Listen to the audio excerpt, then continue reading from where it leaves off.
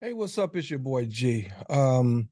Today, this training, if you will, and this is going to teach you something, so pay close attention. This training, if you will, is called The Rise and Fall of Kodak. Stay tuned.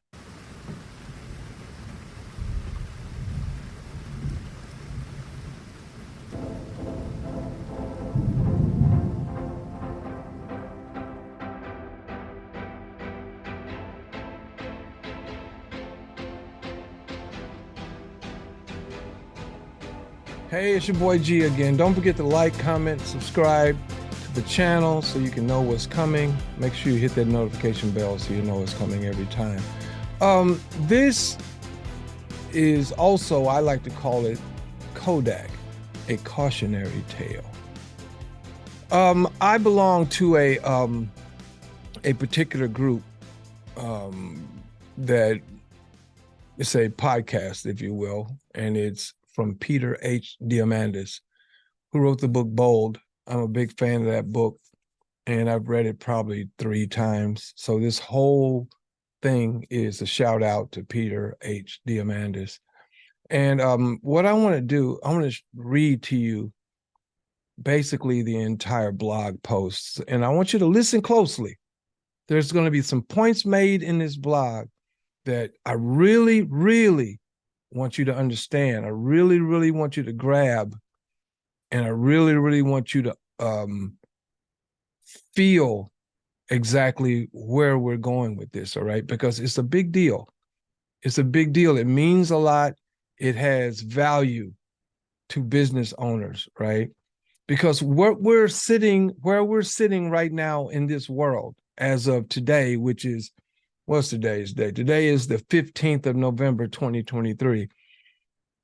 Don't let the news, don't let politics or politricks, as I like to call it, don't let it sway your mind away from what's really happening in the world right now. That's all positive, right? To a large degree. So I'm going to share my screen and I'm going to read this podcast. This is not podcast. I'm going to read this blog post to you from the diamandis.com blog, the Abundance series. It's called The Rise and Fall of Kodak, okay? So let's start with the beginning. In our exponential world, change is the only constant. For any company, sitting still equals death. In today's blog, I want to share the story of Kodak and what you can learn from their failure. The rise and fall of Kodak is a story that captures the cost of ignoring exponential change. Let's dive in. Exponential growth and the story of Kodak. In the original book Abundance, Steve Kotler and I spoke about the 6 Ds of abundance, a model that underlies the idea that technology is a force transforming scarcity into abundance. 2 of the Ds, deceptive and disruptive, describe the way we humans perceive exponential growth, namely that the doubling of small numbers, 0.01, 0.02, 0.04, etc., seems imperceptible to us and therefore deceptive, easy to ignore. That is, until you hit 30 doublings when the disruption hits you. In Abundance, the book that I've also read a couple of times, we tell one of my favorite stories, that of Steve Sasson, the creator of the first digital camera in Kodak's labs. Did you know that Kodak actually created the first digital camera? In 1996, Kodak was at the top of its game. It had a market cap of over 28 billion, 140,000 employees, and was known worldwide. Few people know that 21 years earlier, in 1975, Steve Sasson had invented the digital camera. Kodak held the patents and had a significant first mover advantage. But the first digital camera only captured 0.01 megapixel images and took 23 seconds to record that image on a tape drive in black and white. Okay? When Sasson showed his discovery to his executives, they ignored the technology and its implications.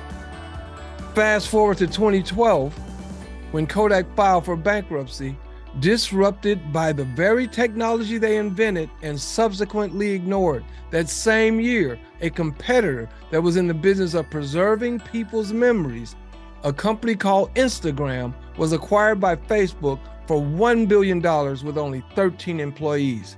Many laughed at this acquisition as massively overvalued. No one is laughing now. Instagram is worth $100 billion on Facebook/Meta's balance sheet. The digital camera is the perfect embodiment of the other 4 Ds of exponential disruption, namely digitize, dematerialize, demonetize, and democratize.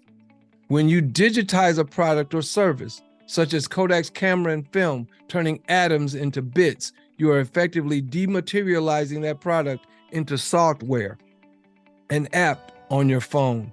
Once digitized and dematerialized, the cost of replicating that software and sharing it with 1,000 or 1,000,000 users is effectively zero, thereby demonetizing it. And finally, in a world interconnected by fiber, 5G, and Starlink, you have the ability to share your product or service with 1 billion individuals, making it democratized.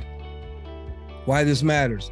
Take a microsecond to appreciate just how extraordinary our world is today. News travels the globe in an instant. News travels the globe in an instant. Music, movies, games, communication, and knowledge are always available instantly for free on always connected devices. From AI to biotech, powerful technologies that were once only available to huge organizations, governments, and the most elite are now accessible and affordable to everyone on their smartphone. This continuing technological progress creates benefits for every man, woman, and child on earth. That's the essence of increasing global abundance and having an abundance mindset. It's also the reason why entrepreneurs today, perhaps including you,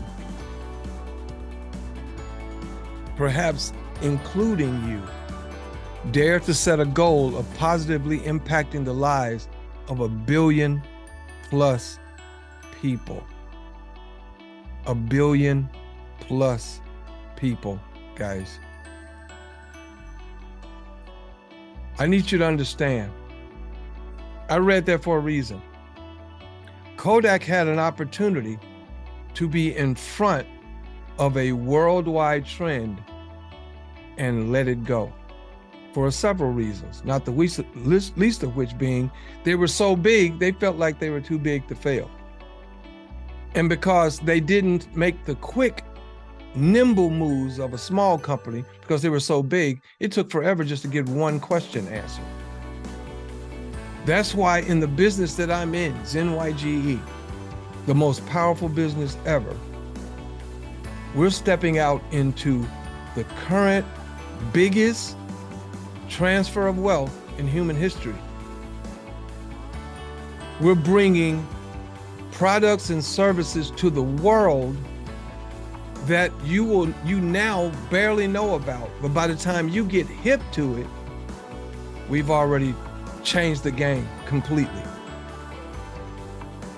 Do you want to be a part of that? We're a disruptive organization. We're a disruptive exponential organization, an XO, if you will. Come be a part. Because the bottom line is you don't want to be sitting around talking about what you could have done when you could have started right now, right?